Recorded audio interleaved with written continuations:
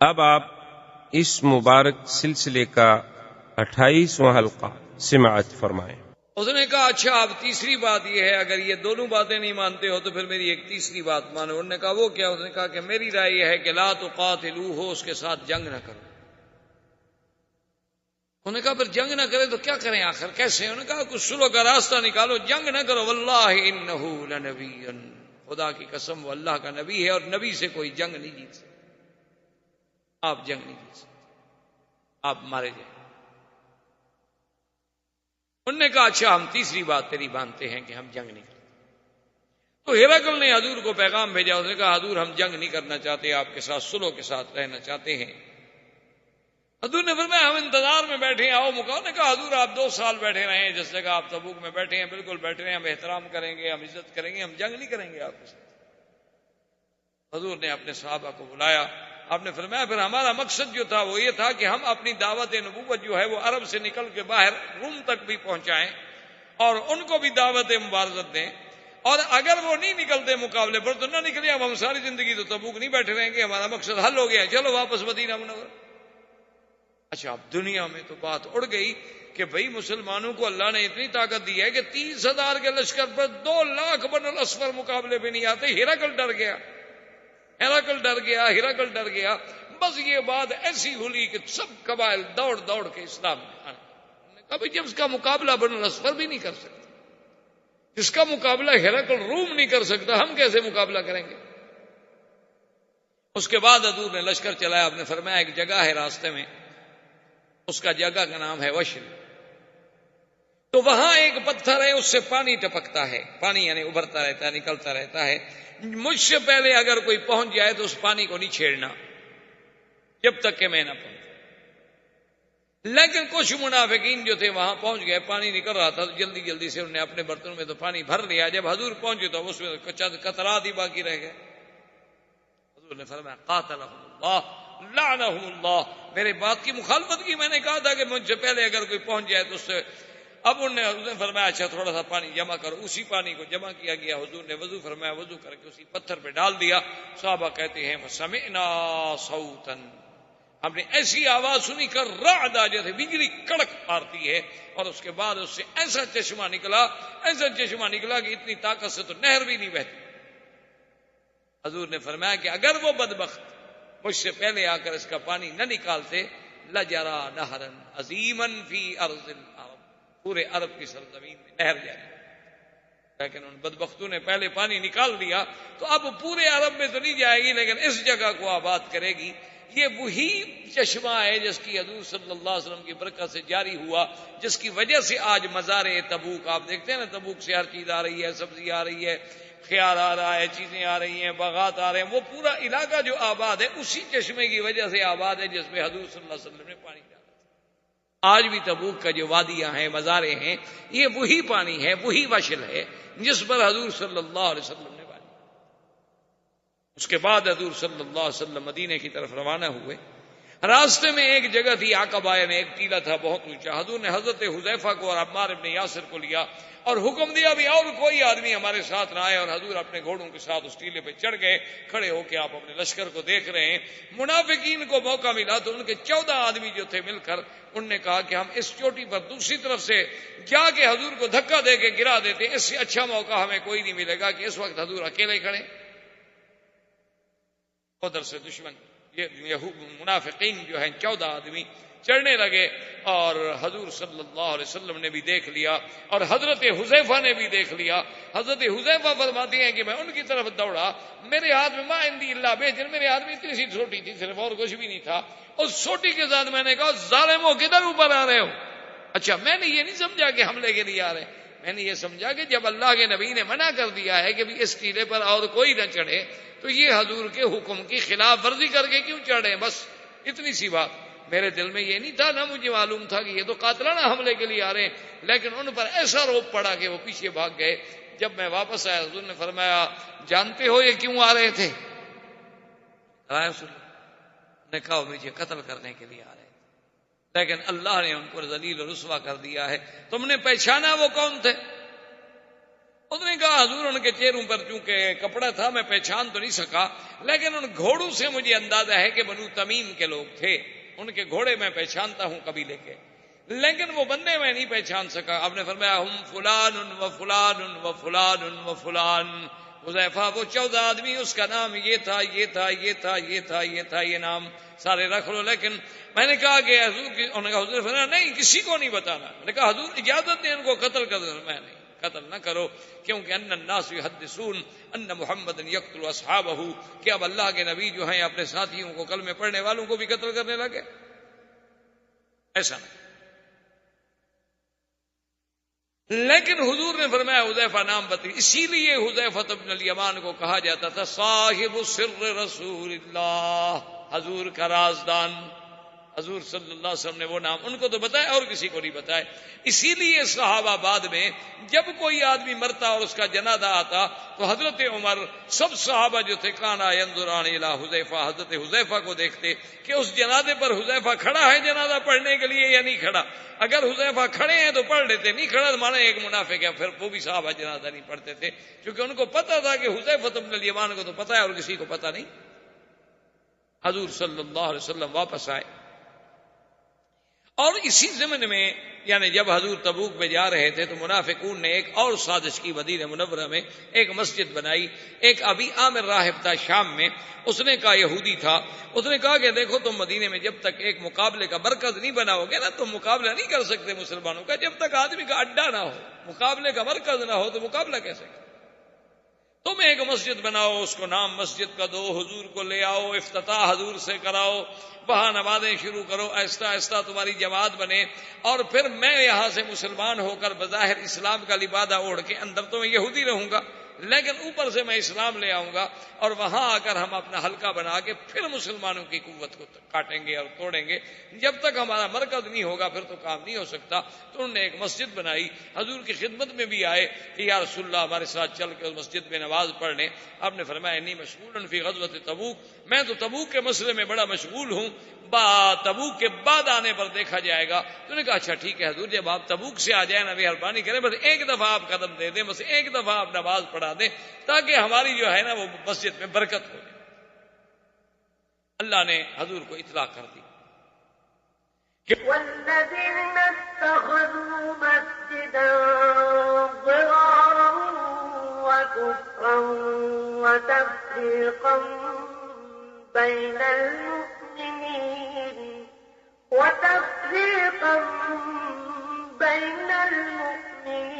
وإرصادا لمن حارب الله ورسوله من قبل وليحلفن إن أردنا إلا الحسنى۔ اللہ نے فرمایا میرا مدنی، ان کافروں نے جو مسجد بنائی ہے ان کا مقصد مسجد نہیں ہے، ان کا مقصد مسلمانوں میں تفریق ڈالنا ہے، اور یہ انتظار کر رہے ہیں اللہ کے اس دشمن، اللہ کے رسول کے دشمن کا کہ وہ آئے، اور قسمیں کھاتے ہیں کہ ہمارا مقصد نیک ہے۔ والله يشهد إنهم لكاذبون۔ لا تقم فيه أبدا لمسجد أسس على التقوى من أول يوم أحق أن تقوم فيه رجال يحبون أن يتطهروا والله يحب المطهرين۔ اللہ نے فرمایا میرا مدنی آپ اس مسجد میں کبھی قدم نہ رکھنا، آپ کی شان وہ مسجد ہے جو قباء میں، جس کی بنیاد تقوی پہ رکھی گئی، جس میں ایسے لوگ ہیں جو پاکیزگی ظاہری اور باطنی کو پسند کرتے ہیں، اور اللہ تبارک و تعالیٰ بھی ان کو محبوب رکھتے ہیں۔ افمن اسس بنیانہ علی التقوی خیر، وہ مسجد زیادہ بہتر ہے جس کی بنیاد تقوی پہ رکھی گئی، نہ کہ وہ مسجد جس کی بنیاد جو ہے جہنم کی آگ کے کنارے پہ رکھی گئی۔ ان کا نتیجہ کیا ہے؟ دنیا میں بھی اور آخرت میں بھی ان کو جہنم ملے گی۔ اللہ کے نبی نے اسی وقت حکم دیا، مالک ابن دخشن کو حکم دیا کہ آپ فوج لے کے جائیں اور اس مسجد کو جا کے جلا دیں۔ جو چیز مسلمانوں کی تفریق، نام چاہے مسجد رکھ دو تو مسجد تھوڑی بن جاتی ہو۔ اب جناب جب مالک ابن دخشن فوجی لے کے پہنچا تو یہودی تو گھبرا گئے، انہوں نے کہا یہ کیا ہو؟ انہوں نے کہا امرنا رسول اللہ صلی اللہ علیہ وسلم احراق کیا، حضور نے ہمیں حکم دیا کہ جلا دو. یعنی اللہ نے ایسے حالات پیدا کیے کہ منافقوں پہ چوٹ ضرب پہ ضرب پڑ گئی. اب ان کا راز بھی کھل گیا، تو پتہ لگ گیا، اللہ کے نبی کو تو پتہ لگ گیا ہم نے مسجد کیوں بنائی تھی. اور اسی اسنا میں ابھی حضور مدینے کے اندر داخل نہیں ہوئے کہ صحابہ کہتے ہیں صبح کی نماز ہے اور حضور پاک دور تشریف لے جاتے تھے اپنے قضاء حاجت کے لیے. حضور واپس نہیں آئے. اب ہم انتظار کر رہے ہیں. خطرہ ہو گیا کہ اگر ہم مزید انتظار کرتے ہیں تو کہیں ایسا نہ ہو کہ سورج ہی نکل آئے اور نماز کا وقت چلا جائے. اب صحابہ گھبرا گئے، ابھی کیا کریں؟ انتظار کریں وقت جاتا ہے، نہ انتظار کریں تو کیا کریں؟ نماز جاتی ہے، کریں کیا؟ آخر صحابہ نے کہا کہ بھئی نماز تو اللہ کا فرض ہے نا، وہ تو کسی کے لیے مؤخر نہیں کیا جا سکتا. تو عبد الرحمن ابن عوف کو حکم دیا گیا جی آپ امام بنے اور ہمیں نماز پڑھائیں. عبد الرحمن ابن عوف نے کھڑے ہو کے نماز شروع کی. ابھی حضور پاک نے ایک رکعت پڑھی تھی کہ عبد الرحمن ابن عوف نے ایک رکعت پڑھائی تھی کہ حضور تشریف لے آئے. جب سلام پھیرا تو اب حضور کھڑے ہو گیا اپنی رکعت پوری کرے اور صحابہ کانپ رہے ہیں کہ ہم نے کیا کیا، ہم نے غلطی کی. حضور تھوڑی دیر میں تو آ گئے تھے. جب فارغ ہوئے حضور نے فرمایا تم سب نے بہت اچھا کیا ہے، نماز فرض ہے، اس کے اوقات مقرر ہیں، کسی کے لیے نماز آگے پیچھے نہیں کی جا سکتی. تم نے بہت اچھا کیا، اچھی بات. اگر میں نے عبد الرحمن بن عوف کے پیچھے ایک رکعت پڑھ لی تو کیا ہو گیا، جماعت ہو گئی. لیکن تم لوگوں نے بہت اچھا کیا ہے. یعنی نماز کا مقام اتنا بلند ہے کہ اللہ کے نبی کی انتظار میں بھی تاخیر نہیں کی جا سکتی. حضور صلی اللہ علیہ وسلم اس کے بعد آگے چلے. ایک صحابی تھے ابا رحمہ، وہ کہتی ہیں خدا کی شان ہے کہ میرا اونٹ جو تھا نا وہ حضور کے قریب جو گزرا تو مجھے اونگ آ رہی تھی، تھکا ہوا تھا سفر کا. مجھے خیال نہیں آیا وہ اتنا قریب سے گزرا کہ حضور کے پاؤں کو اتنا رگڑ آئی کہ پاؤں زخمی ہو گیا. حضور بالکل مس کیا نا اس نے ساتھ، ایسا رگڑ آئی کہ حضور صلی اللہ علیہ وسلم کا پاؤں زخمی ہو گیا. حضور نے غصے میں مجھے بیت مارا، پھر میری آنکھ کھلی. کہا کیا کر رہے ہو؟ اس نے کہا حضور میں نے آمدن تو نہیں کیا. خیر کہتے ہیں ٹھیک ہے، میں نے پھر اونٹ ہٹا لیا. کہتے ہیں پھر مجھے اونگ آ گئی، خدا کی قدرت ہے میرے اونٹ نے پھر جا کے اسی جگہ رگڑا لگایا. حضور صلی اللہ علیہ وسلم نے پھر مجھے ٹوک مارا، کیا کر رہے ہو ابا رحمہ؟ اب مجھے تو نیند ہے نا جی. کہتا ہے پھر میں خیر اونٹ کو لے کے بالکل پیچھے چلا گیا اور پھر میں چھپ گیا کہ حضور کے سامنے نہ آؤں.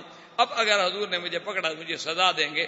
تو کافی دیر کے بعد حضور نے مجھے بلایا. اب میں کانپتے ہوئے حضور کے سامنے پیش ہوا. میں نے کہا اب آ گیا وقت. میں نے 2 دفعہ زیادتی کی ہے. حضور نے فرمایا ابا رحمہ وہ جو تم نے کیا نا وہ تمہارے بس میں نہیں تھا، تمہیں نیند تھی. لیکن میں نے تمہیں جو بیعت مارا تھا مجھے تو نیند نہیں تھی، لہذا یہ بیعت لے لو اور بدلہ لے لو. میں قیامت میں بدلہ نہیں دینا چاہتا. یہ تھے اللہ کے رسول. فرمایا میں نے تمہیں بیعت مارا تھا لیکن یہ لو بیعت، اور یہی بیعت میں نے مارا، یہی تو مجھے مار لو. کہا رسول اللہ میں آپ کو کیسے بیعت ماروں؟ کہا تمہیں میں جو حکم دے رہا ہوں. انہوں نے کہا قد عفوت یا رسول اللہ، حضور میں نے معاف کر دیا، بس بات ختم ہوگی. میں کیسے اللہ کے نبی کو بیعت مار سکتا؟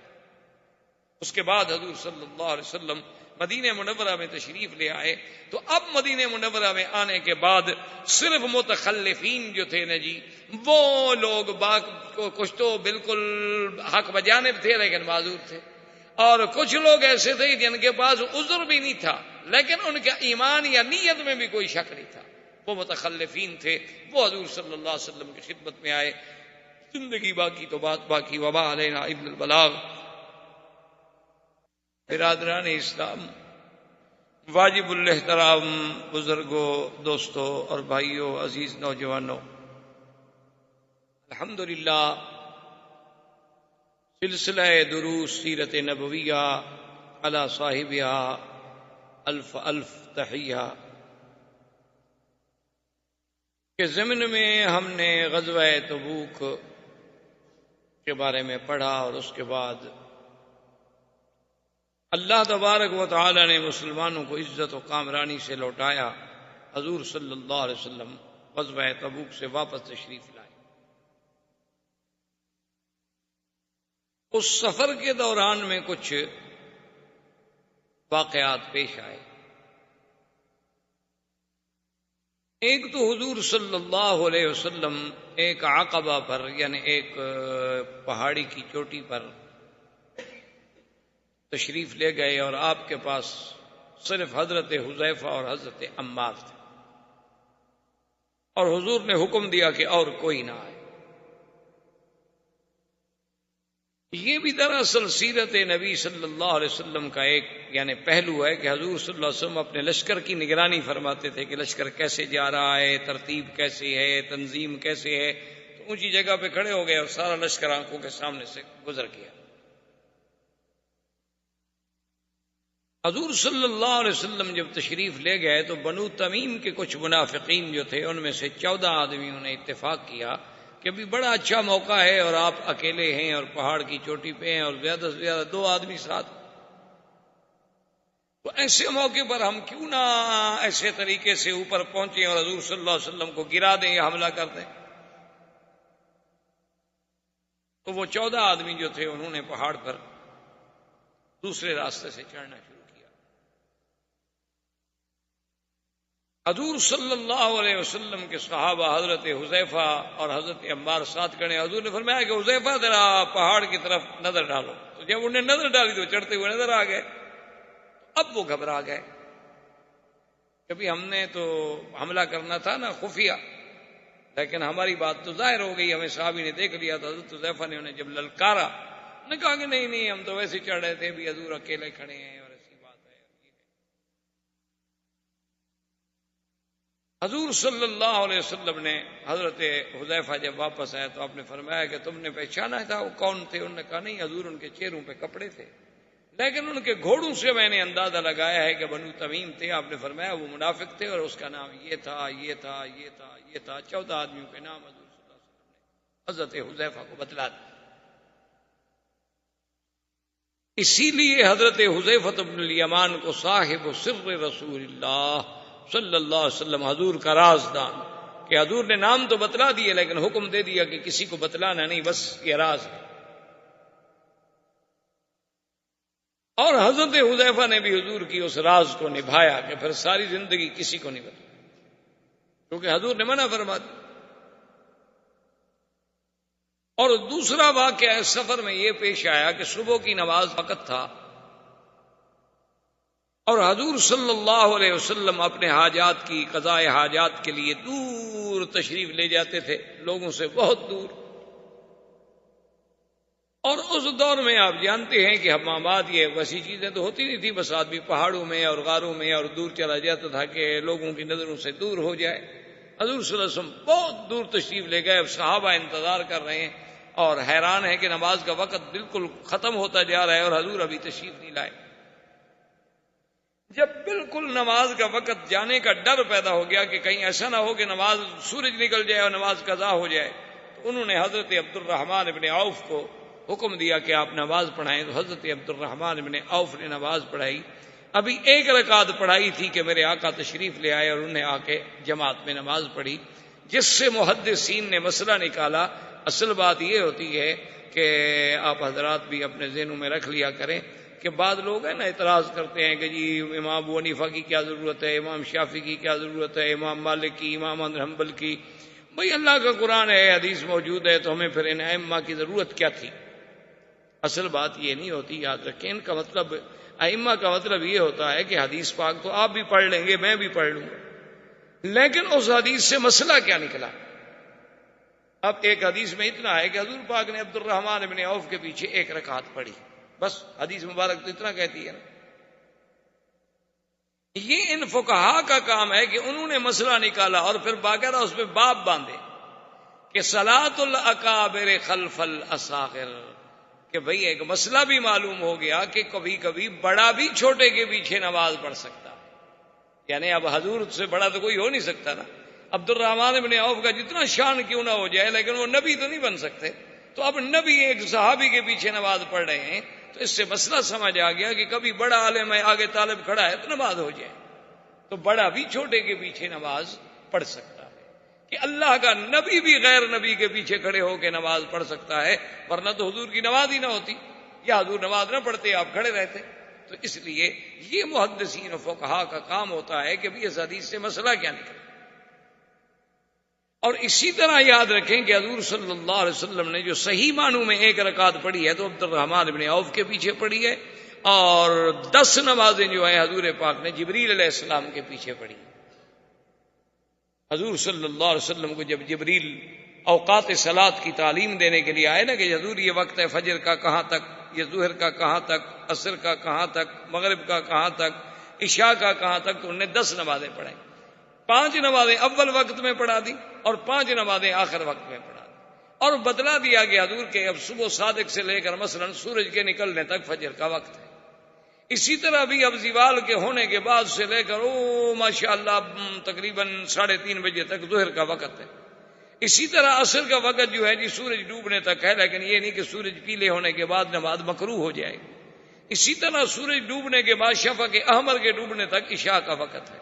اچھا، اسی طرح عشاء کا وقت جب شروع ہوتا ہے تو افضل یہ ہے کہ آدھی رات سے پہلے پہلے پڑھ لی جائے، ورنہ فجر صادق تک، صبح صادق تک آپ عشاء کی نماز ادا کر سکتے ہیں. تو یہ تعلیم جب دی گئی تو 10 رکعتیں حضور پاک نے 10 نمازیں جبریل علیہ السلام کے پیچھے بھی ادا فرمائیں. اور اسی طرح 1 رکعت میں حضور صلی اللہ علیہ وسلم سیدنا ابی بکر صدیق رضی اللہ تعالی عنہ کے پیچھے بھی تشریف لے آئے. نماز ہو گئی. حضور نے فرمایا صحابہ سے کہ بالکل گھبرانے کی بات نہیں، آپ لوگوں نے بہت اچھا کیا ہے، نماز اللہ کی ہے. ان الصلاۃ کانت للمؤمنین کتابا موقوتا. اور اسی اثناء میں حضور صلی اللہ علیہ وسلم کو پتہ چل گیا کہ منافقین نے ایک مسجد بنائی ہے جو مسجد مکہ مکرمہ مدینہ منورہ کی مسجد رسول اور مسجد قباء، یہ تو آپ نے دیکھی ہیں، ان دونوں کے درمیان میں ایک جگہ تھی جہاں انہوں نے مسجد ضرار بنائی. اس مسجد کا نام تھا مسجد ضرار.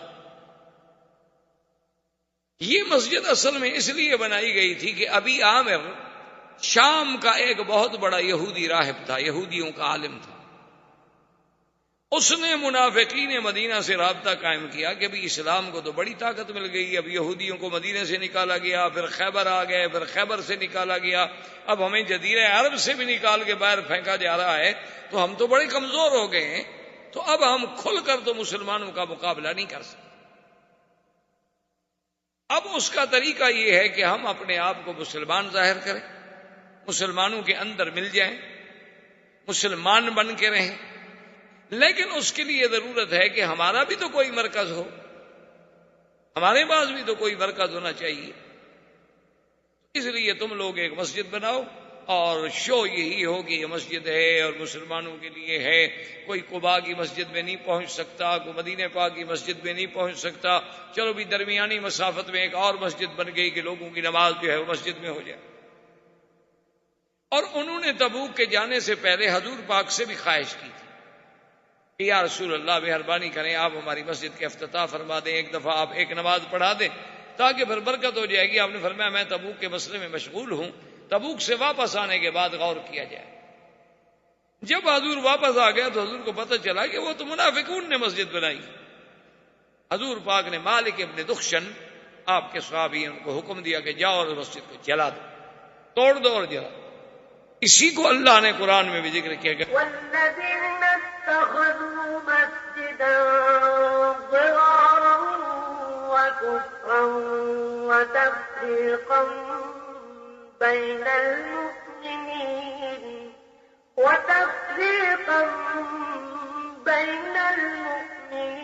وإرصادا لمن حارب الله ورسوله من قبل وليحلفن إن أردنا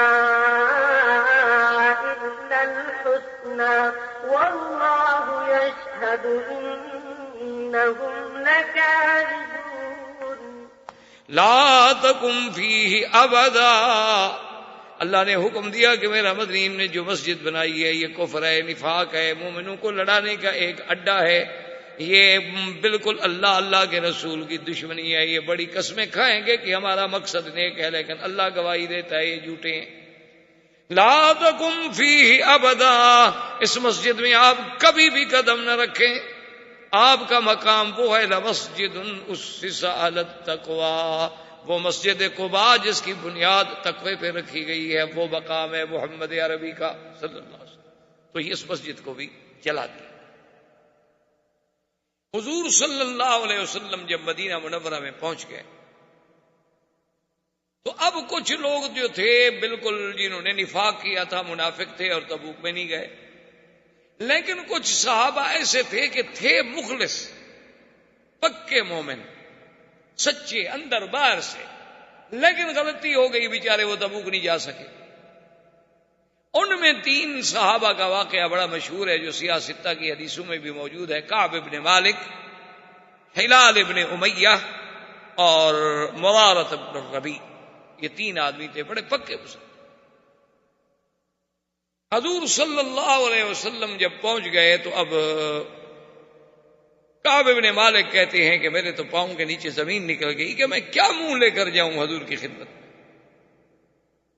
حالانکہ میرا کوئی عذر نہیں، کوئی مجبوری نہیں۔ تو کہتے ہیں کہ میں نے سوچا ٹھیک ہے، میں گیا، اور کہتے ہیں کہ فتبسم، حضور مسکرائے، لیکن میں نے سمجھ لیا کہ یہ مسکراہٹ جو ہے ناراضگی، پیار کی مسکراہٹ اور ہوتی ہے اور غضب کی مسکراہٹ اور ہوتی ہے۔ حضور نے فرمایا ہاں کعب کیا تھا تمہیں؟ میں نے کہا یا رسول اللہ واللہ ما بی عذر، حضور خدا کی قسم میرا کوئی عذر نہیں، میرے پاس مال تھا، دولت تھی، سواری تھی، پیسہ تھا، سب کچھ تھا، حضور کوئی عذر نہیں، بس میں یہی شیطان کے وساوس کے دھوکے میں آ گیا کہ آج جاتا ہوں اور صبح جاتا ہوں اور رات نکلوں گا اور کل نکلوں گا اور میرے پاس اتنے تیز گھوڑے ہیں تو میں فوراً جا کے قافلے کو پکڑ لوں گا، بس کرتے کرتے میں رہ گیا اور قافلہ چلا گیا، میرا عذر کوئی نہیں۔ حضور صلی اللہ علیہ وسلم نے فرمایا صدق کعب، کہ کعب نے سچ کہا، جھوٹ نہیں بنایا، بہانہ نہیں بنایا۔ حضرت کعب کہتے ہیں جب میں واپس آیا تو مجھے ایک ساتھیوں نے کہا کہ عجیب آدمی ہو یار، سب لوگ آئے قسمیں کھا کے حضور سے معافی لے گئے، تم بھی کوئی قسم شسم کھا لیتے، حضور معافی مانگ لیتے تو اللہ تو معافی دے دیتے نا، یہ تم نے کیا کیا؟ کہا کہ نہیں، الصدق ینجی والکذب یہلک، صدق سے آدمی کو سچ سے نجات ملتی ہے، جھوٹ آدمی کو ایک نہ ایک وقت ہلاک و برباد کرتا ہے، سچ سچ ہے۔ میں نے ایک غلطی کی اور پھر حضور کے سامنے جا کے جھوٹ بولوں؟ تو حضرت کعب ابن مالک فرماتے ہیں کہ میں نے پوچھا کہ میرے علاوہ بھی کچھ لوگ ہیں ہو؟ انہوں نے کہا ہاں اور بھی 2 صحابی ہیں، ہلال ابن امیہ، مرارۃ ابن ربیع، انہوں نے بھی سچ کہا ہے، ان کے بارے میں بھی حضور نے فرمایا بھی اب تمہارے بارے میں جو فیصلہ اللہ کرے۔ حضرت کعب فرماتے ہیں کہ اس کے بعد حضور نے حکم دے دیا صحابہ کو مقاطعہ، کہ ابھی ان 3 آدمیوں کے ساتھ بات چیت، لینا دینا، اٹھنا بیٹھنا سب بند، حتیٰ کہ حکم دے دیا گیا کہ بھی اپنے گھر والیاں جو ہیں، بیویاں جو ہیں، اولاد بیوی بیٹے، کوئی بھی ان سے بات نہ کرے۔ ان 2 صحابہ نے، حضرت ہلال نے اور حضرت مرارہ ابن ربیع نے آدمی بھیجے، انہوں نے کہا یا رسول اللہ ہم بوڑھے آدمی ہیں، عورت کے بغیر گھر میں رہ نہیں سکتے ہیں، تو اگر اجازت ہو تو ہم عورتوں کو رکھ لیں ورنہ ان کو بھیج دیں ماں باپ کے گھر۔ تو حضور نے ان کو اجازت دے دی، لیکن کہا کہ بولنا نہیں۔ حضرت کعب ابن مالک کہتے ہیں کہ مجھے بھی کہا گیا کہ تم بھی جا کر اجازت دو، میں نے کہا کہ میں آیا اور میں نے اپنی بیوی سے کہا کہ الہ کی اہلک، تم گھر چلی جاؤ، کیونکہ تم جوان عورت ہو، میں جوان آدمی ہوں، خدا نہ خواستہ صبر نہ کر سکیں، پہلے اللہ اور اللہ کے رسول ناراض ہیں، کسی اور غلطی میں ہم مبتلا ہو، تم بھی جاؤ۔ اب حضرت کعب ابن مالک فرماتے ہیں کہ 40 دن گزر گئے اسی مقاطع پر کہ پورا مدینہ منورہ میں کوئی بندہ نہیں جو ہم سے بات کرے۔ اسی کو اللہ نے قرآن میں بھی بیان کیا، وعلى الثلاثة الذين خلفوا حتى إذا ضاقت عليهم الأرض بما رحبت وضاقت عليهم أنفسهم وظنوا أن لا ملجأ من الله إلا إليه۔ اللہ فرماتے ہیں کہ وہ 3 آدمی جو پیچھے رہ گئے، جب ان پر ان کی زمین بھی تنگ ہو گئی اور ان کا جینا بھی تنگ ہو گیا، اس سے بڑی سزا کیا ہو سکتی ہے کہ آدمی بات نہ کرے کوئی۔ حضرت کعب ابن مالک فرماتے ہیں کہ میرے 2 صحابی جو تھے نا وہ تو خیر بوڑھے تھے، وہ تو گھر میں بیٹھ گئے بیچارے کہ کوئی بولتا نہیں، سلام کرو کوئی جواب نہیں دیتا، لیکن میں جوان آدمی تھا، میں آ جاتا تھا مسجد رسول صلی اللہ علیہ وسلم کہ چلو بھائی نہ بولے، میں تو زیارت کر لیتا ہوں نا، چلو حضور نہیں بولتے. اور کہتا ہے کہ میں ایسی جگہ کھڑے ہو کے نماز پڑھتا کہ میں یوں دیکھتا کہ حضور میری طرف دیکھتے بھی ہیں کہ نہیں، کبھی محبوب دیکھتا بھی ہے کہ نہیں. کہتے ہیں کہ میں دیکھتا تو حضور مجھے دیکھتے تھے، لیکن جب میری نظر پڑتی تو حضور فوراً اپنا چہرہ پہ. محبت جب ہو نا، ہم نے تو حضور کو محبوب بنایا ہی نہیں نا، ہم تو نام کے مسلمان ہیں نا جی. بس ہاتھ چوم لیے، 12 ربیع الاول کو جھنڈی لگا لی، سبحان اللہ، جنت میں گھر بن گیا، خلاص. ہمیں کیا ضرورت ہے نماز پڑھنے کی، ہمیں کیا ضرورت ہے داڑھی رکھنے کی، ہمیں کیا ضرورت ہے روزے رکھنے کی، قرآن پڑھنے کی، عبادت کرنے، ہمیں کیا ضرورت. ہمارے اتنا تھوڑا کام ہے کہ ہم اللہ کے نبی پہ کتنا احسان کرتے ہیں. نام آتا ہے اپنے ہاتھ چوم لیتے ہیں، 12 ربیع آتی ہے جھنڈی لگا دیتے ہیں، معراج کی رات آتی ہے جا کے عمرہ بھی کراتے ہیں، ماشاء اللہ. اور کیا چاہیے اللہ کے نبی کو ہم سے؟ ہمارا تھوڑا احسان ہے حضور پر. ہم نے محبوب بنایا نہیں نبی پاک. یہ ٹھنڈے دل سے ہمیں ماننا چاہیے. ایک لڑکی سے محبت ہو جائے، دیکھو کتنی قربانیاں دیتے ہو. 8 گھنٹے جو اس کی سڑک کے اوپر کھڑا ہونا پڑے، گلیوں میں کھڑا ہونا پڑے، کھڑا ہے کہ ادھر سے گزرے گی دیکھوں گا. بس سٹاپ وہ بھی اسی سے بس پہ بیٹھتی ہے اور میں نے بھی یہیں کھڑا ہو کے انتظار کرنی ہے. کھڑا ہے، ٹہل رہا ہے، بارش برس رہی ہے، کپڑے بھیگ گئے ہیں، انسان کے بجائے بیچارہ بندر نظر آ رہا ہے، لیکن انتظار ہے کہ محبوبہ آئے گی. اس نے کہہ دیا کہ ٹھیک ہے جی، اور تو کوئی جگہ نہیں، ہمارے گھر کے پیچھے آپ جو ہے حمام میں کھڑے ہو جائیں تو ساری رات حمام میں بھی کھڑا رہے گا، بدبو سے مر جائے چاہے کھڑا رہے گا. محبوبہ کا حکم ہے، محبوبہ سے ملنا ہے. اپنے گھر میں کپڑے نہ ہوں، وہ کہے کہ سوٹ لانا ہے، بالکل بالکل جا کے چوری کرنی پڑے، ڈاکہ ڈالنا پڑے، رشوت کھانی پڑے، محبوب کا حکم ہے. اس سے اندازہ لگائیں کہ ہم نے اللہ کے نبی کو محبوب نہیں بنایا. اگر ہمیں حبیب کبریا محبوب ہوتے نا تو ان کی ہر ادا پہ ہم جان دے دیتے. پھر مسئلے نہ پوچھتے مولوی سے کہ جی یہ سنت ہے، یہ واجب ہے، یہ ضروری ہے یا غیر ضروری. اچھا جی اگر یہ نفل ہم نہ پڑھیں تو کوئی حرج تو نہیں نا؟ ہاں جی کوئی حرج نہیں، بالکل. آپ نہیں پڑھیں گے تو اللہ کی جنت میں کوئی کمی نہیں. ہم سب اسلام سے نکل جائیں تو خدا کو کوئی نقصان نہیں. لیکن اگر ہم نے رہنا ہے تو پھر تھوڑا سا لحاظ. اگر ہم نے اسلام قبول کیا ہے، دیکھو نا جی، ایک آدمی عہدہ لیتا ہے، گورنر بنتا ہے، وزیر بنتا ہے، منسٹر بنتا ہے، حلف وفاداری اٹھاتا ہے. اب آپ نے دیکھا نہیں کافروں کا کیا معاملہ ہے کہ ایک لڑکی کا سکینڈل بن گیا. ان کے نزدیک تو زنا نہیں، سکینڈل کیوں بن گیا؟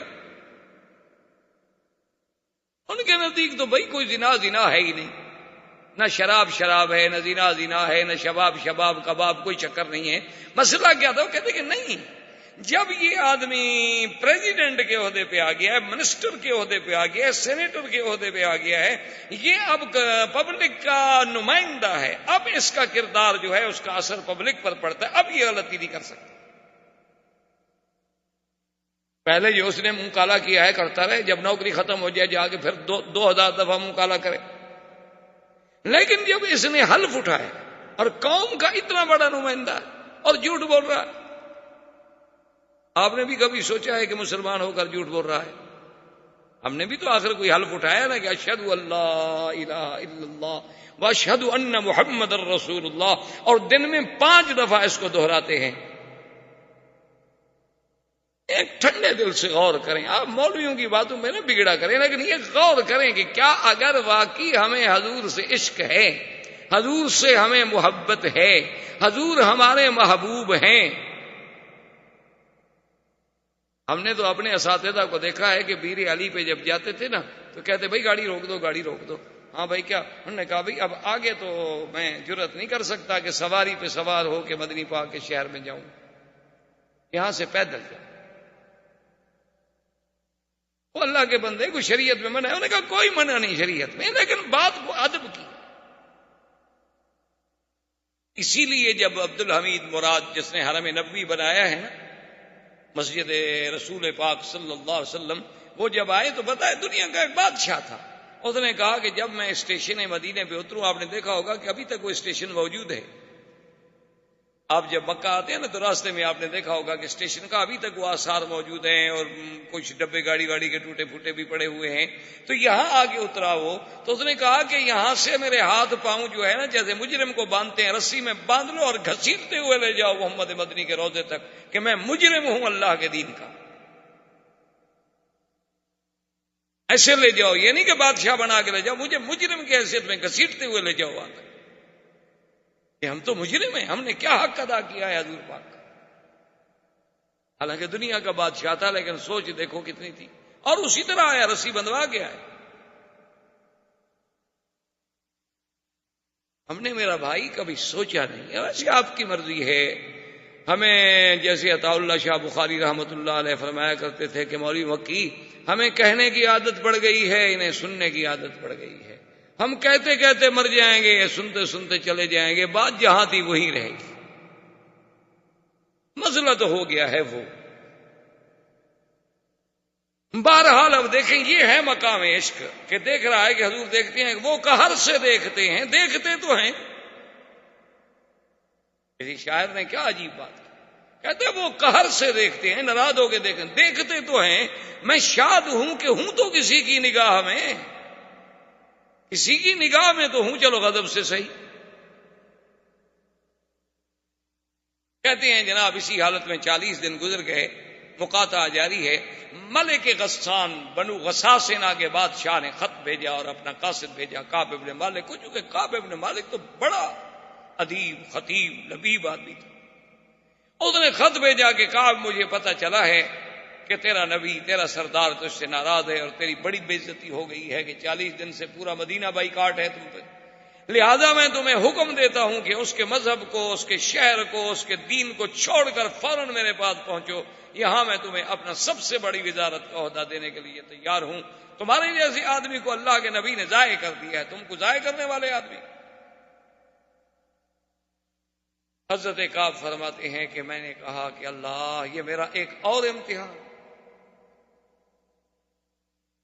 اب بات سنیں کعب کی، ذرا دل پہ پتھر رکھ کے اس کا وزن کریں تھوڑا.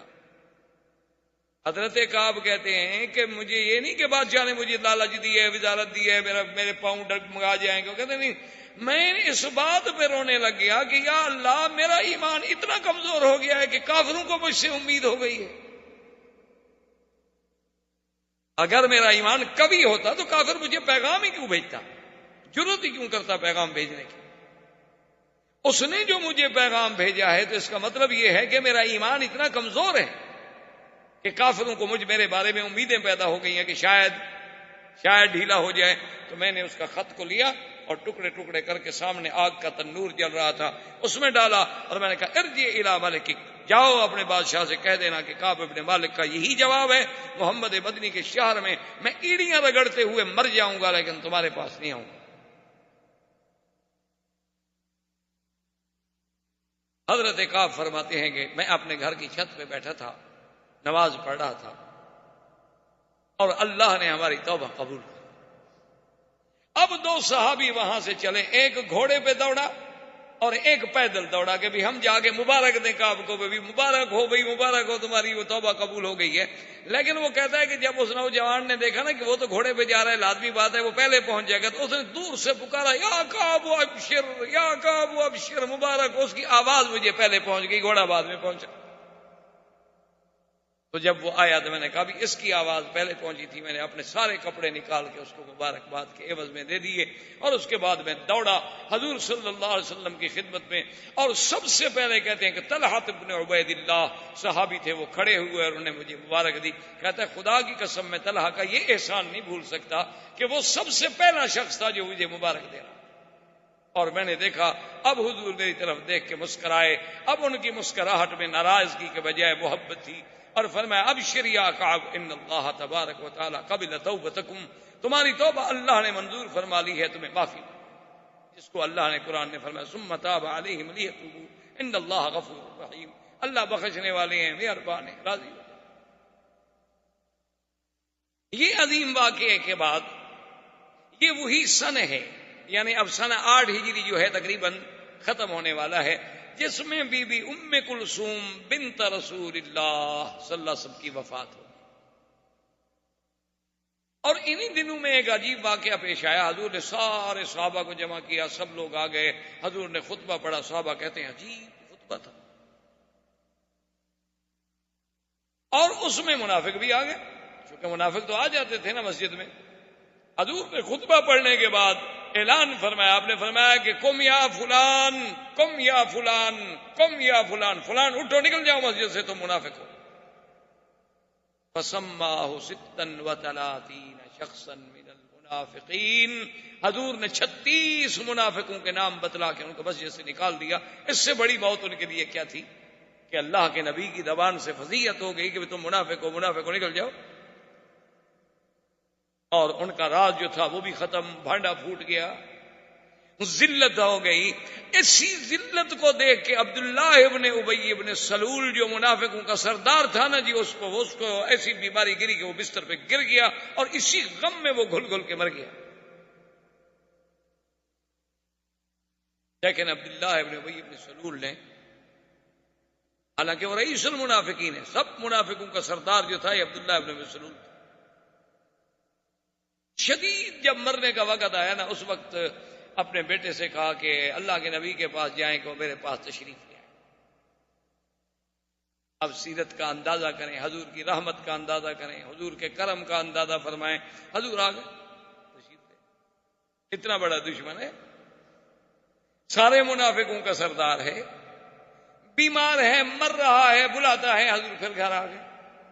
اور جب حضور آئے تو اس وقت مرنے کے بالکل قریب تھا. اس وقت بھی کہہ رہا تھا این حلفائی الیہود و این حلفائی بنو قریظہ، ہائے یہودی کدھر گئے، ہائے وہ یہودی کدھر گئے، یرفعونی، میری شان اونچی کرتے، میرا نام اونچا کرتے، مجھے بھی چھوڑ کے چلے گئے. یعنی اس موت کے وقت بھی بدبخت یہودیوں کو یاد کر رہا ہے. اور حضور سے کہنے لگا کہ ایک تمنا ہے میری، اگر آپ مان لیں کہ آپ جو ہے اپنا قمیص مبارک مجھے دیں، اسی میں مجھے کفن دیا جائے اور جنازہ بھی آپ میرا پڑھیں. حضور نے فرمایا تم ہو تو منافق، آخر وقت تک یہود یہود کر رہے ہو، لیکن بہرحال تم نے سوال کیا ہے تو میں نہیں چاہتا، دے دوں گا. اور حضور پاک تشریف لے آئے اور اس کے بیٹے سے کہا، عبداللہ ابن ابی ابن سلول، یہ بیٹا جو ہے پکا مومن، عاشق رسول اللہ. اور فرمایا کہ جب تمہارے باپ مر جائے تو میرا قمیص لے جانا، اسی میں اس کو دفن دے دیں، اسی میں کفن دے دیں. وہ آیا، حضور نے قمیص دے دیا. اصل وجہ یہ تھا جس کو بہت سارے علماء نے تو ذکر نہیں کیا، لیکن بعض محققین جو ہیں انہوں نے ذکر کیا کہ قمیص دینے کی دراصل وجہ اور تھی. جنگ بدر میں جب حضرت عباس حضور کے چچا قید ہوئے تھے تو جنگ میں کپڑے پھٹ گئے، تو حضور پاک نے کہا بھی کسی کے پاس کوئی کپڑا ہو، کوئی قمیص ہو تو میرے چاچا کو دے دو. چلو کپڑا تو پہن لینا، قیدی تو ہے، بہرحال چچا تو ہے نا جی، چاہے قیدی ہے کافر ہے. تو کسی کا قمیص حضرت عباس کو آ نہیں رہا تھا. تو عبداللہ ابن ابی ابن یہ جو تھا ابی ابن سلول رئیس المنافقین، اس نے اپنا کرتا دیا تو وہ ان کو پورا آ گیا. تو حضور پر احسان تھا کہ اس نے اپنا قمیص میرے چچا کو دیا تھا. حضور چاہتے تھے کہ میں زندگی میں بدلہ ادا کر دوں تاکہ قیامت میں کسی امید میں نہ رہے. اور اللہ کا نبی کسی کا احسان نہیں رکھتے. اور یہ بھی سیرت کا پہلو ہے کہ اگر آپ کو کسی نے ہدیہ دیا ہے تو آپ جواب دیں اس کو. تہابو، تاکہ کوئی ہدیہ دے، کوئی چھوٹا دے، کوئی تھوڑا دے، کوئی بہت دے، بات یہ نہیں ہوتی. ہدیہ تو ہدیہ ہوتا ہے، یہ ضروری نہیں ہوتا کہ وہ قیمتی بھی ہو، تاکہ اس سے ایک تعلق جو ہے بڑھتا ہے. کوئی احسان کرے تو حل جزاء الاحسان الا الاحسان، اس کا بدلہ پھر احسان کے ساتھ نمٹاؤ.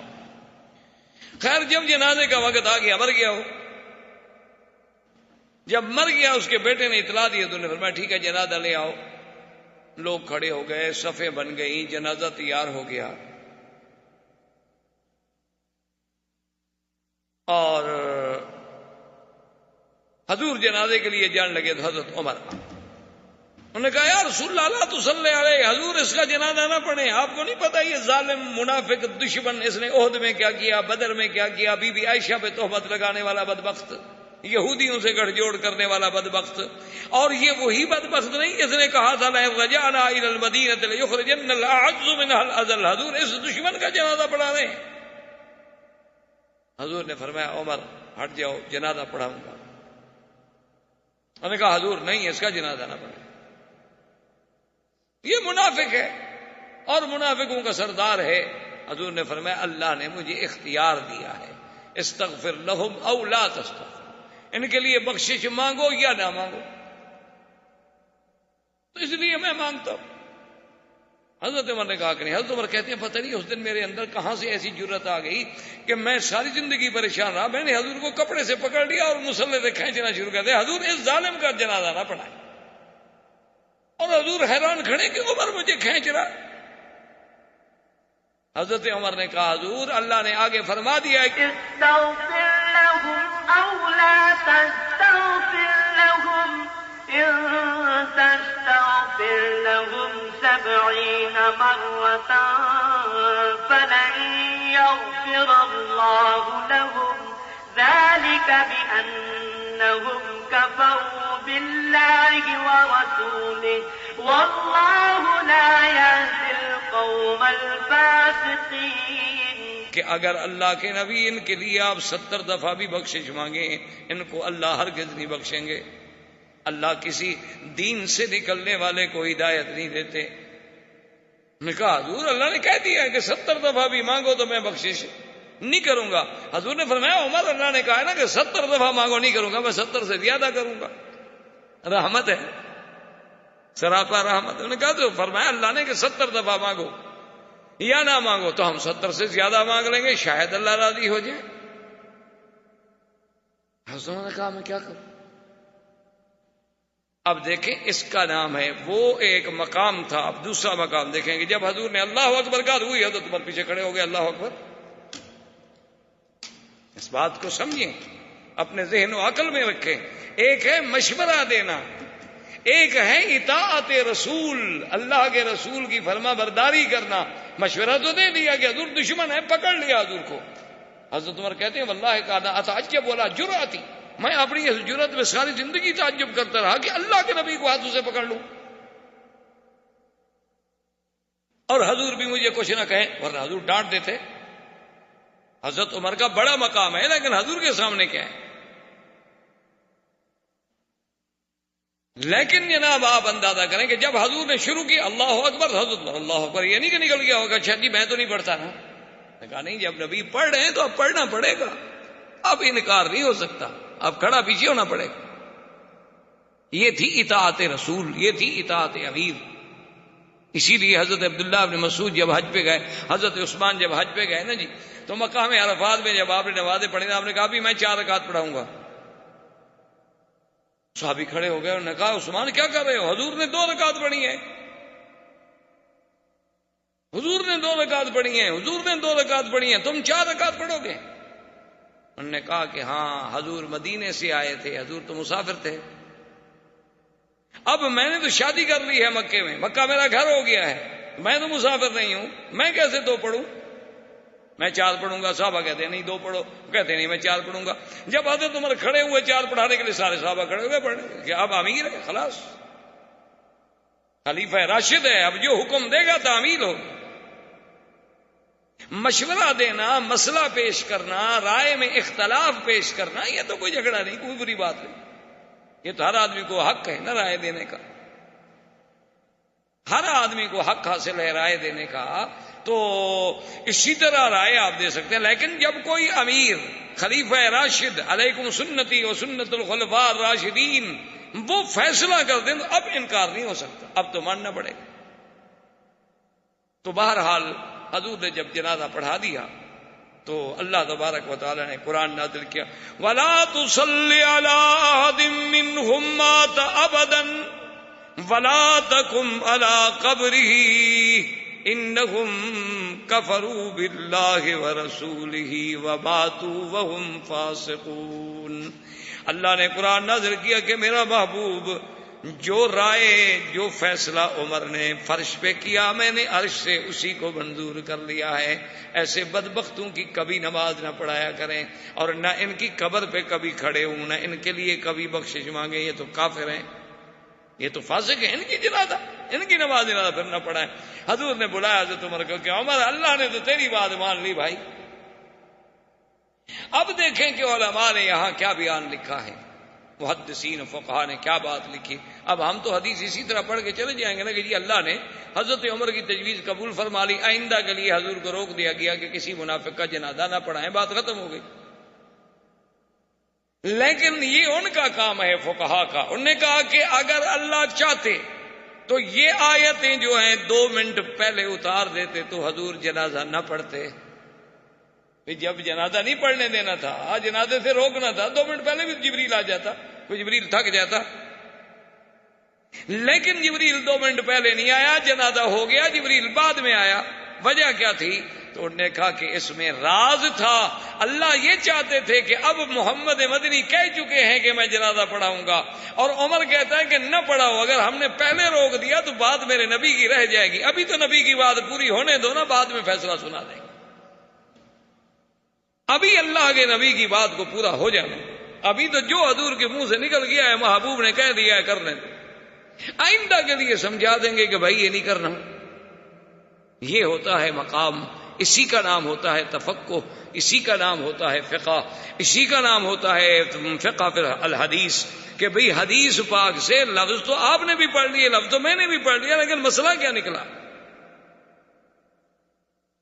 حضور صلی اللہ علیہ وعلا آلہ وصحبہ وسلم تسلیما کثیرا کثیرا. اس واقعے کے بعد حضور نے حضرت ابو بکر کو بلایا، فرمایا ابھی 9 ذی الحجہ شروع ہو گئی ہے، حج فرض ہو چکا ہے، تم حج کے لیے چلو. سب سے پہلے سال جب حج کے لیے بھیجا گیا تو حضرت ابو بکر کو بھیجا. آپ نے فرمایا تم امیر الحج ہو، تمہیں ہم امیر بنا کے بھیج رہے ہیں، اور اپنی نگرانی میں جا کر سب کو حج کرائیں. اور حضرت ابو بکر قافلہ لے کے چل پڑے، اور بڑے قافلے چلے. اسی اسنا میں یعنی سابقہ درس میں بھی میں نے عرض کیا تھا کہ یہ 9 ہجری کا جو سن ہے، اس کو عربی عامت الوفود بھی کہتے تھے کہ یہ وفود کا سال ہے. بڑے بڑے وفد آئے. تو بنو تمیم کا وفد آ گیا.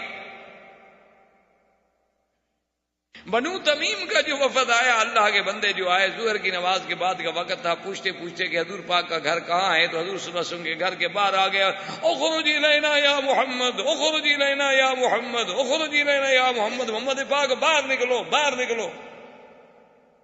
حضور حیران، یہ کون لوگ ہیں بھائی؟ یہ کوئی طریقہ ہے کسی کو بلانے کا؟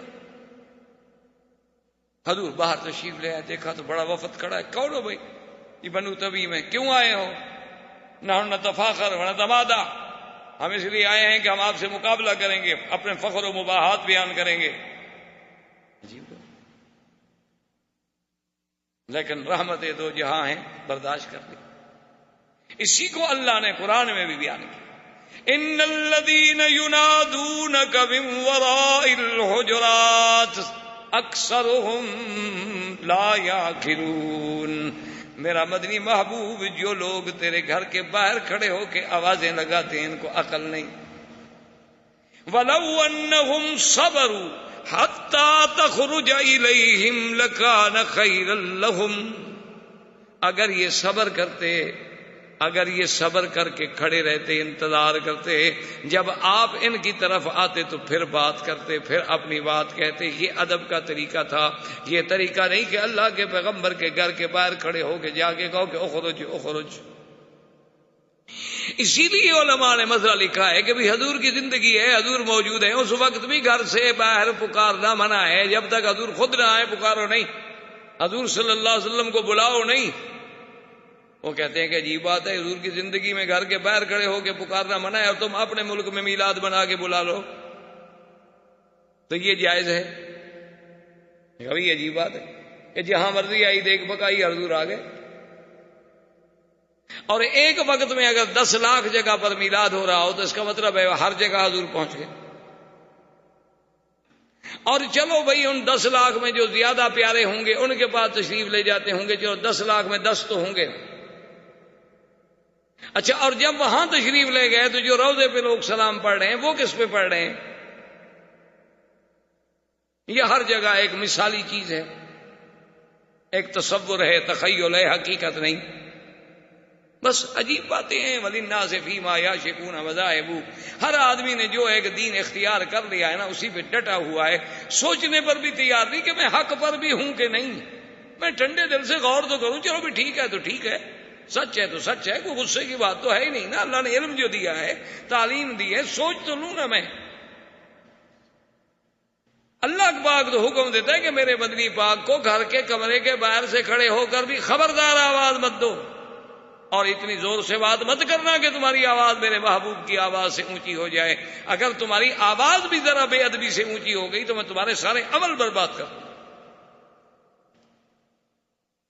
حضور بار ہاں جی، انہوں نے کہا جی ہم عرب مقابلہ کرتے تھے، اس کو کہتے تھے تفاخر و تمادو، کہ جی ہم اپنا بیان کرتے ہیں تم اپنا بیان کرو۔ انہوں نے کہا حضور ہمارا خطیب پہلے تقریر کرے گا، تقریر کرو۔ اس نے جناب یوں تقریر شروع کی کہ بنو تمیم ایسے اور بنو تمیم ایسے اور بنو تمیم ایسے اور بنو تمیم ایسے۔ حضور نے اس کے بعد جب وہ خاموش آن فرمایا ثابت بن قیس جواب دو۔ ثابت بن قیس کھڑے ہو، اس نے کہا کیا تم فخر کرتے ہو گھوڑوں پر، لڑائی پر، قوم پر؟ نحن نفتخر برسول اللہ، ہم تو یہ فخر کرتے ہیں کہ اللہ کا نبی ہمارے ساتھ۔ نحن نفتخر بالصلاة، نحن نفتخر بالمدینہ، نحن نفتخر بالاسلام، نحن نفتخر بالدین، ہم تو دین کے ساتھ فخر کرتے ہیں، قوم کیا ہے، نسب کیا ہے، وطن کیا ہے۔ جب تقریر ختم کی تو کہنے لگے خطیبکم خیر من خطیبنا، بھائی تمہارا خطیب جو ہے نا مسلمانوں کا ہمارے خطیب سے اچھا ہے۔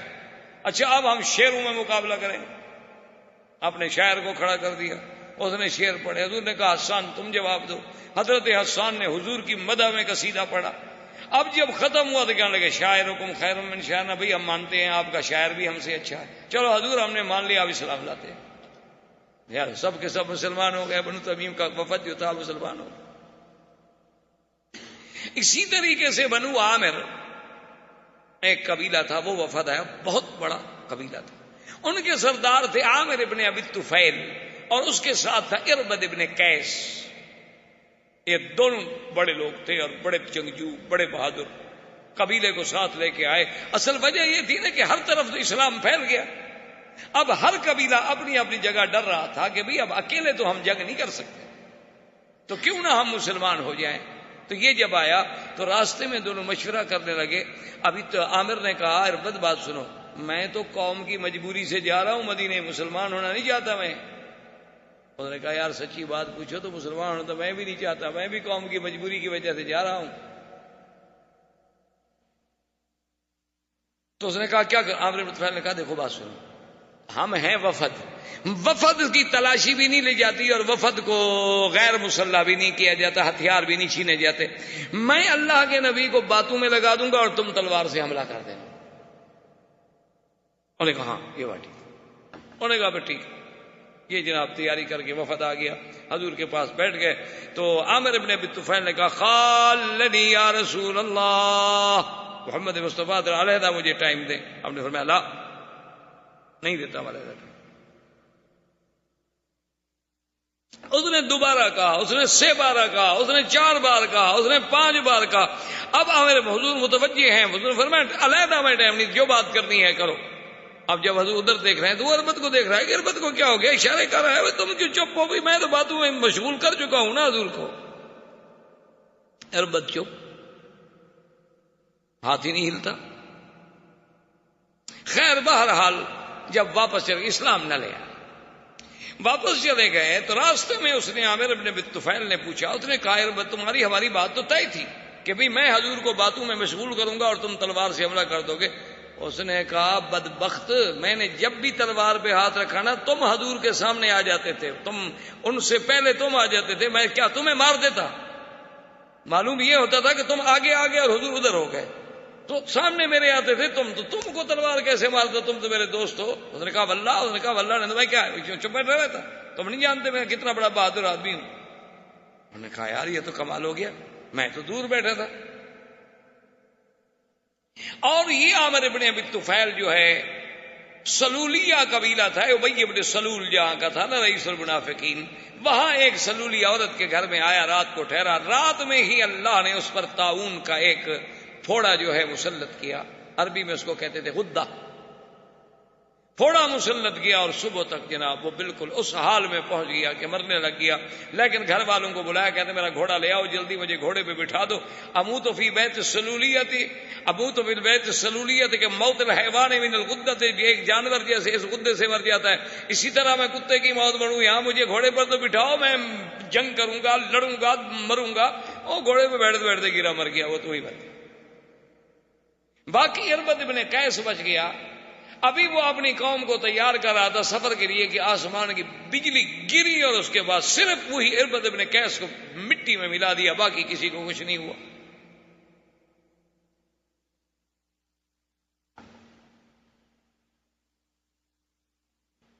اللہ تبارک و تعالی نے اس کو بھی قرآن میں بیان کیا، وَيُسَبِّحُ الرَّعْدُ بِحَمْدِهِ وَالْمَلَائِكَةُ مِنْ خِيفَتِهِ۔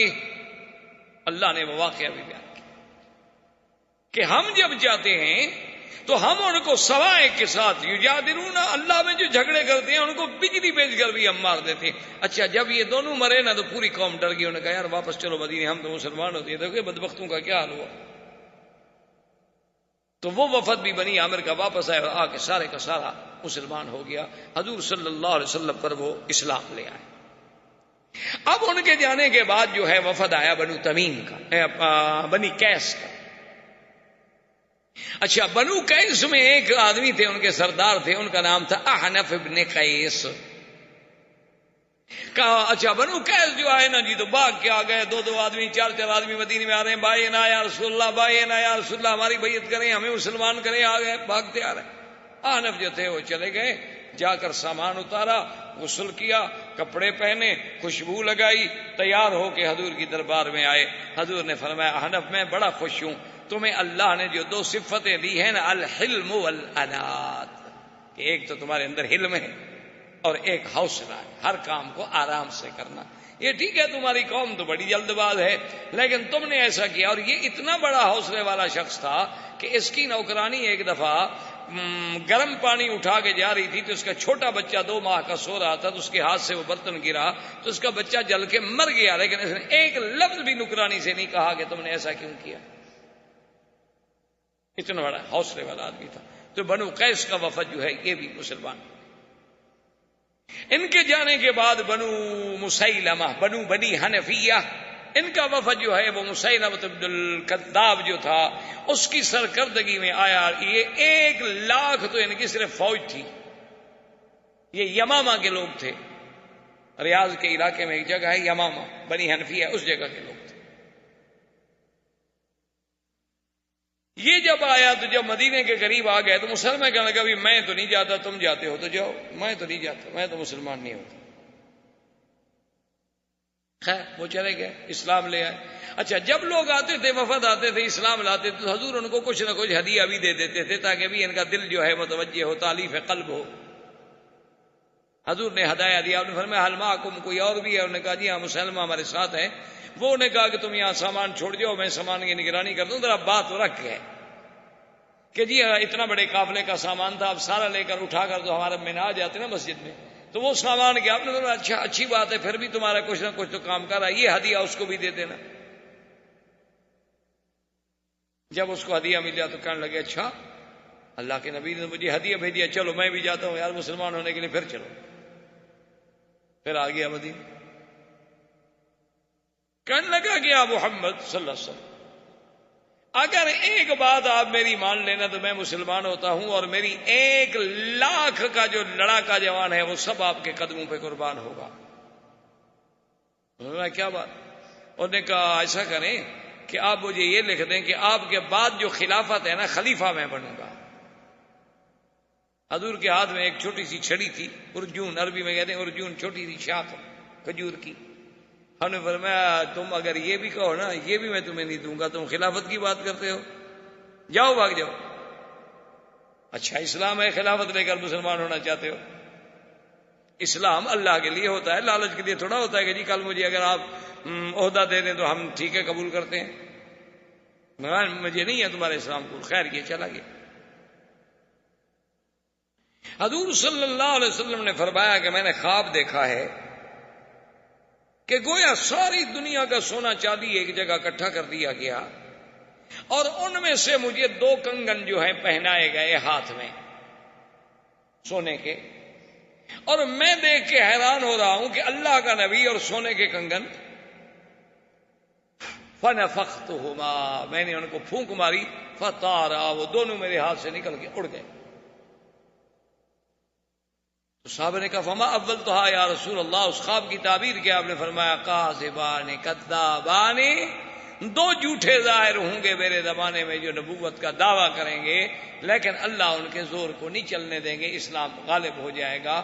تو ان 2 جھوٹوں میں سے ایک یہ تھا مسیلمہ بن الکذاب اور دوسرا تھا اسود انسی یمن میں. ان دونوں نے حضور کی زندگی میں نبوت کا دعویٰ کر دیا.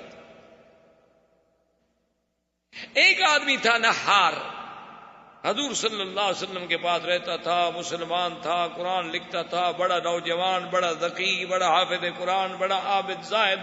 یہ جب گیا واپس تو اس کو مسلمہ ہی تھا اسی علاقے کا, بنی حنفیہ کا, جہاں کا مسلمہ تھا. تو مسلمہ نے اس کو بلایا, اس نے کہا کہ نہار بات سنو, تم بڑے پڑھے لکھے آدمی ہو, تمہیں حضور صلی اللہ علیہ وسلم کے طریقوں کا بھی پتہ ہے, تمہیں قرآن کا بھی پتہ ہے, اگر تم مجھے نبی مان لو نا تو میں تمہیں اپنا بادشاہ بھی بناتا ہوں اور اپنے ملک میں حصے دار بھی بناتا ہوں, سرداری میں بھی حصہ دیتا ہوں.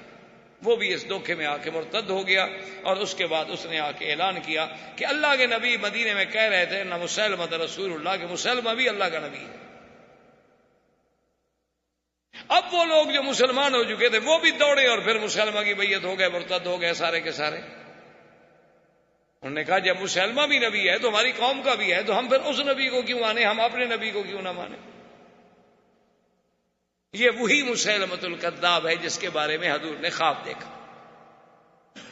اچھا, اس کا ایک عجیب لطیفہ بھی ہے. ایک دن بیٹھا ہوا تھا, اپنے سارے ساتھیوں نے, جو اس کے خاص یعنی بے تکلف لوگ تھے نا, جیسے آج کل ایک جدید اصطلاح ہے کہ یہ کچن کیبنٹ ہے, کچن کابینہ ہوتی ہے نا, خاص لوگ ہوتے ہیں. تو بہرحال اللہ معاف فرمائے, وہ جو اس کے خاص لوگ تھے وہ جو بیٹھے تھے, انہوں نے کہا دیکھو بھائی تم نبی بن گئے, ہم نے تو تمہیں مان لیا نبی, لیکن نہ تو تم پر کوئی وحی اتری, نہ تم پر کوئی کتاب آئی, نہ تم پر کوئی قرآن آیا. اللہ کے نبی پہ تو وحی آتی ہے, قرآن پڑھتے ہیں, قرآن سناتے ہیں. انہوں نے کہا ہاں یہ تم ٹھیک کہتے ہو, وحی تو مجھ پہ بھی اترتی ہے, میں ٹھیک ہے سناؤں گا, میں بھی سناؤں. تو دوسرے دن جناب اس نے قرآن سنایا, اپنی برادری کے جو خاص لوگ تھے ان کو بلایا اور کہا کہ رات وحی مجھ پہ بھی اتری. قرآن میں ہے نا الم تر کیف فعل ربک باصحاب الفیل, تو اس نے کہا مجھ پہ بھی قرآن اترا ہے کہ الفیل وما الفیل وما ادراک ما الفیل ذنبہ کثیر وخرطومہ طویل, کہ مجھ پر بھی وحی اتری ہے کہ فیل کیا ہوتا ہے, ہاتھی جس کی دم چھوٹی ہوتی ہے اور سونڈ لمبی ہوتی ہے. انہوں نے کہا یہ قرآن کسی اور کو نہ سنانا, جوتے مار مار کے گنجا کر دیں گے. یہ کیسا قرآن ہے الفیل وما الفیل وما ادراک ما الفیل ذنبہ کثیر وخرطومہ طویل, یہ قرآن ہے بدبخت. یہ تو ہم تیرے خاص ساتھی ہیں, ہمیں بھی معلوم ہو رہا ہے کہ تو بکواس کر رہا ہے, تو کوئی اور سنے گا تو کیا کرے گا. آئندہ نہ سنانا یہ وحی, بس اپنی حد تک رکھنا. ایسے لوگوں کا وحی بھی تو ایسا ہوتا ہے نا. مرزا قادیانی سے بھی پوچھا گیا کہ جناب آپ جو نبی ہیں تو آپ کا وحی, انہوں نے کہا ہاں بالکل میرے اوپر بھی فرشتہ اترتا ہے. انہوں نے کہا جی اس کا نام, اس نے کہا ٹیچی, کیونکہ نبی انگریزی تھا نا, تو فرشتہ کون سا اترنا تھا, نوری فرشتہ بھی تو انگریزی اترنا تھا. تو ان پر جو فرشتہ اترا کرتا تھا وہ ٹیچی تھا. اچھا, اس فرشتے نے خبر کیا دی, اس نے خبر یہ دی کہ محمدی بیگم جو ہے تیری بیوی بنے گی. جیسے بی بی زینب کے بارے میں تھا نا, اللہ نے حکم دیا تھا کہ تیری بیوی ہے, تو اس نے بھی تو کوئی وحی بنانی تھی نا اپنی. اچھا, خدا کی شان دیکھو کہ محمدی بیگم اس کی رشتہ دار تھی, اس کے رشتہ دار تھے قریبی. تو اس نے جناب پیغام بھیجا, اس کو پتہ چلا تھا اصل میں کہ بڑی خوبصورت لڑکی ہے, یہ اس کے پیچھے پڑ گیا. تو اس نے پیغام بھیجا کہ جی رشتہ دے دو, انہوں نے کہا نہیں دیتے. اس نے بڑا زور لگایا, بھی پیسے لے لو, دولت لے لو, رقبہ لے لو, انگریزوں سے جگیریں دلا دیتا ہوں, لیکن اس لڑکی کا رشتہ مجھے دو. وہ بھی کوئی پکے مسلمان تھے, انہوں نے کہا جو مرضی آئے گا تمہیں نہیں دیں گے, تمہارے جیسے جھوٹے مرتد کو کون لڑکی دے دے, تم تو کافر ہو, کافر کو ہم لڑکی دے دیں مسلمان. تو اس نے پھر یہ وحی بنائی کہ مجھ پر وحی نازل ہوئی ہے، اللہ فیصلہ کر چکا ہے عرش پر کہ محمدی بیگم جو ہے وہ میرے نکاح میں آئے گی، اگر تم لوگوں نے میرے نکاح میں نہ دی تو 3 مہینے کے اندر اندر محمدی بیگم مر جائے گی۔ محمدی بیگم کو پتہ چلا، لوگوں نے ڈرایا، عورتوں نے ڈرایا، عورتیں تو بڑی ضعیف ہوتی ہیں نا، کمزور عقیدے کی، انہوں نے کہا بی بی مرنے سے تو بہتر ہے نا شادی کر لو، کیا ہے جائیداد بھی ملتی ہے، سب کچھ ملتا ہے۔ اس نے کہا مرزے کو جا کے کہہ دو کہ اگر تو تم پہلے مر گئے تو تم جھوٹے ہو، اور میں پہلے مر گئی تو پھر میرا مذہب جھوٹا ہے، لیکن تم پہلے مرو گے، میں نہیں مرتی تم سے پہلے، 3 مہینے تو 3 مہینے رہ گئے، میں مرتی ہی نہیں تم سے پہلے۔ اچھا خدا کی شان ہے، مرزا مر گیا، محمدی بیگم رہ گئی۔ اللہ نے جھوٹے کو جھوٹا کرنا تھا بھائی، ٹیچی کیا فرشتہ تھا۔ تو بہرحال یہ مسیلمہ بن الکذاب نے بھی دعوی نبوت حضور کی زندگی میں کیا تھا، اور اس کا مقابلہ کس نے کیا تھا؟ سیدنا ابو بکر رضی اللہ تعالی عنہ نے مسیلمہ سے جنگ لڑی اور مرتدین کو کیفر کردار پر پہنچایا۔ اب یہ سارے واقعے کے بعد حضور صلی اللہ علیہ وسلم کے فرمان پر حضرت ابو بکر قافلے لے کے حج کے لیے چل پڑے۔ ابھی وہ روانہ ہوئے اور پیچھے وحی آ گئی۔